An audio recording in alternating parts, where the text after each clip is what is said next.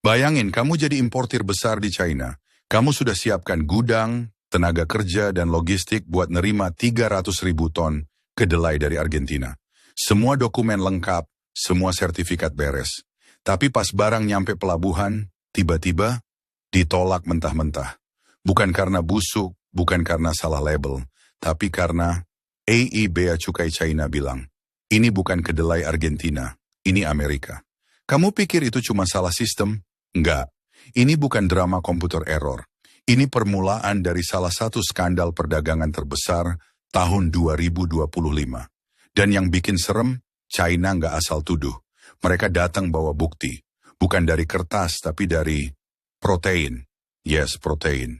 Kedengarannya seperti pelajaran biologi SMA, tapi di sini, ini senjata utama. Sistem bea cukai China punya teknologi pelacakan berbasis AI yang bisa membedakan karakteristik protein dari setiap jenis kedelai berdasarkan asalnya.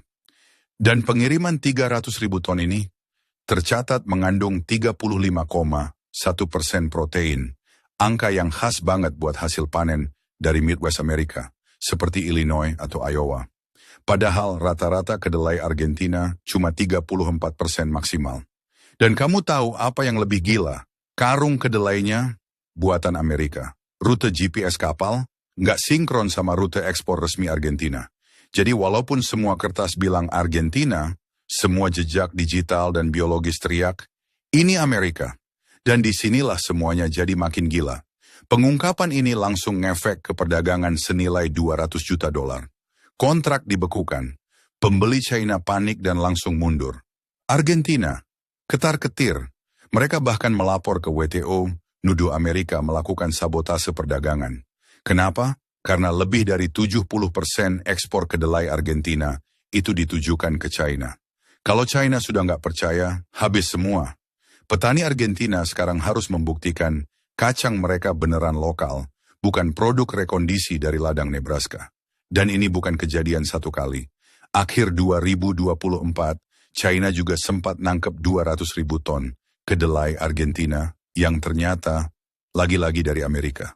Polanya sama, protein terlalu tinggi, rute GPS aneh, dan karung bekas ekspor Amerika.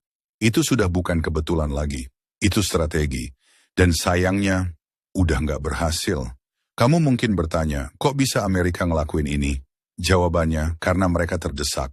Sejak tarif 145% dari pemerintahan Trump, pada April 2025, buat barang-barang China, balasan China ke produk Amerika, termasuk kedelai, daging, gandum, semua kena bea masuk sampai 15%.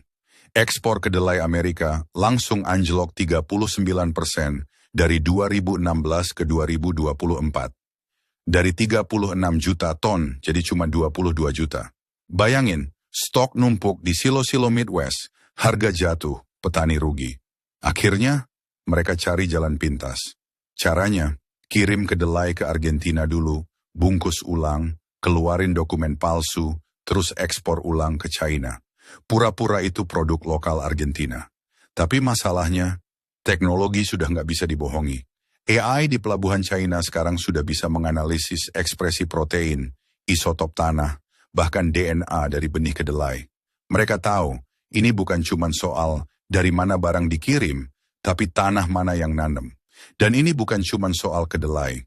Akhir 2024, kedelai berlabel Brasil juga ketahuan sebenarnya berasal dari Midwest Amerika. Triknya sama, kedelai Amerika dicampur, dikemas ulang, dan dikirim lewat pelabuhan Brasil. Tapi China tetap bisa lacak lewat blockchain dan fingerprint isotop. Pelabuhan Shandong berhasil nangkep 3 kasus seperti ini dalam 3 bulan. Total nilainya lebih dari 20 juta yuan. Jadi kalau pintu Argentina dan Brasil sudah ditutup, pertanyaannya sekarang, ekspor Amerika mau lewat mana lagi? Padahal Amerika dulu raja ekspor kedelai ke China. Tapi sekarang, pangsa pasarnya tinggal 22 juta ton dari puncak 36 juta. Sementara Brasil ngasih 74 juta ton ke China tahun lalu, hampir 70% dari seluruh impor mereka. Dan China makin ketat. Sekarang mereka nggak cuma ngecek barang secara acak. Mereka bikin sistem pemantauan harga global. Kalau harga kedelai dari Brasil tiba-tiba naik mendekati harga Amerika, sistem langsung nyalain alarm, audit, dan bisa ngebatalin kontrak. Itu kenapa strategi curang dari Amerika sekarang makin berisiko tinggi. Dan kamu tahu siapa yang paling kena? Petani kecil dan koperasi di Midwest. Menurut Serikat Petani Nasional, lebih dari 11% petani kedelai skala menengah sekarang sudah di bawah titik impas. Mereka kehilangan pasar terbesar dunia dan sekarang nggak bisa bersaing sama perusahaan raksasa yang bisa muter modal buat ekspor lewat jalur belakang. Sedangkan di Argentina, situasi nggak kalah suram. Mereka lagi di bawah tekanan, dituduh membohongi China, reputasi dagang hancur. Padahal bukan mereka yang curang.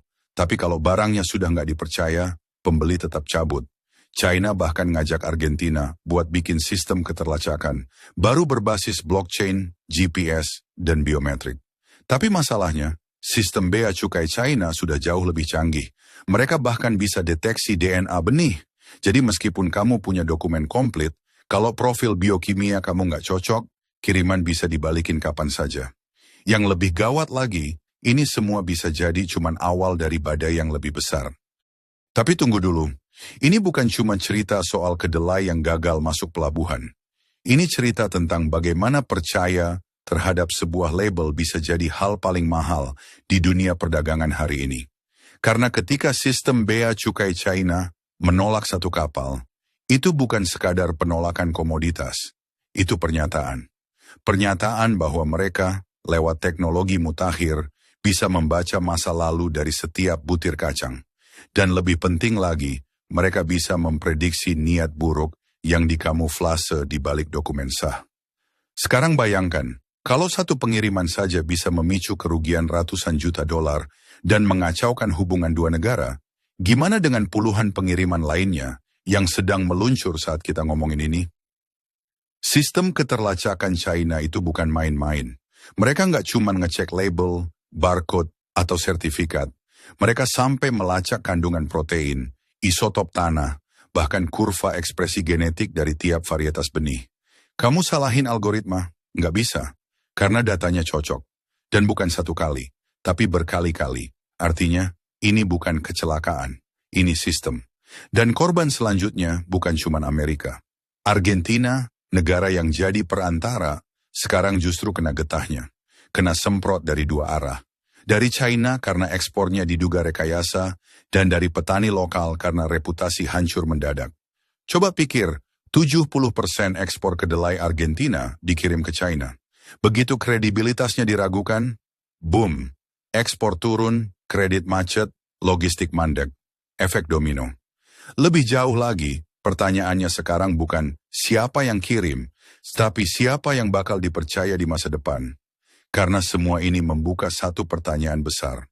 Apakah sistem perdagangan global bisa berjalan kalau kepercayaan atas asal-usul barang sudah nggak bisa ditahan cuma pakai dokumen? Ini bukan teori konspirasi, ini kejadian real. Pasar global sekarang berubah. Negara-negara mulai investasi besar-besaran di sistem keterlacakan digital.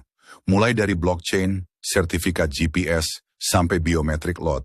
Artinya, setiap produk akan punya akta kelahiran digital. Nggak bisa lagi main petak umpet lewat pelabuhan kecil atau ganti karung saja. Sekarang mari kita lihat peta global. Amerika makin terjepit. Akses ke pasar terbesar dunia, China, tertutup perlahan, tapi pasti. Yang naik, Brasil, Paraguay, bahkan negara-negara Afrika Barat. Kenapa? Karena mereka mau main sesuai aturan baru. Mereka mau transparan. Dan China, mereka nggak nunggu. Mereka yang bikin standarnya. Yang paling gila, China sekarang bisa manipulasi harga pasar dunia bukan dengan kata-kata, tapi dengan tindakan. Cuma dengan batalkan kontrak atau lepas stok cadangan, harga kedelai dunia bisa anjlok 7% dalam waktu 72 jam.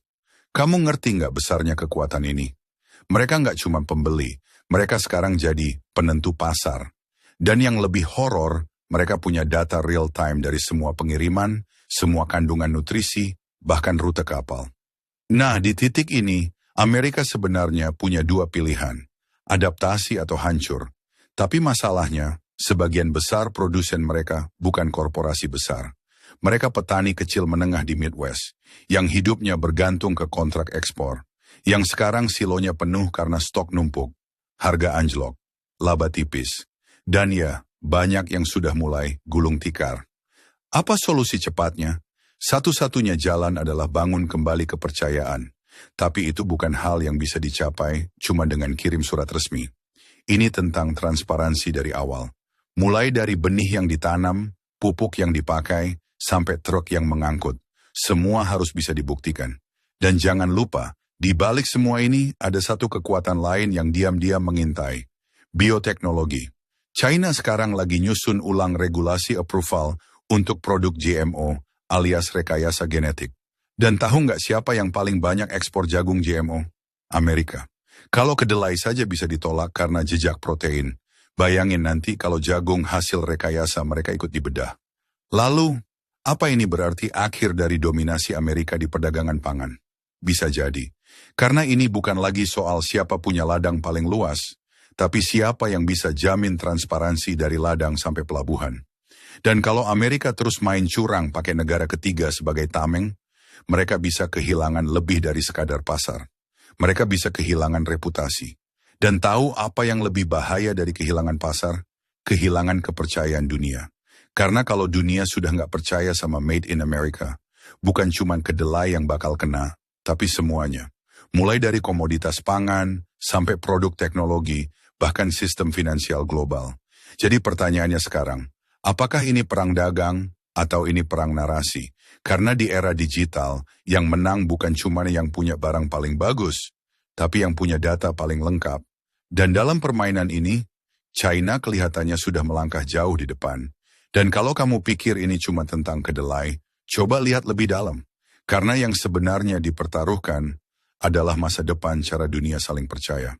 Kalau kamu suka pembahasan seperti ini, jangan lupa like dan subscribe, biar nggak ketinggalan konten lain seputar geopolitik, teknologi, dan krisis global. Dan seperti biasa, kalau kamu pikir video ini penting, jangan cuma disimpan sendiri. Bagikan, biar makin banyak yang melek. Terima kasih. Sampai jumpa di halaman berikutnya.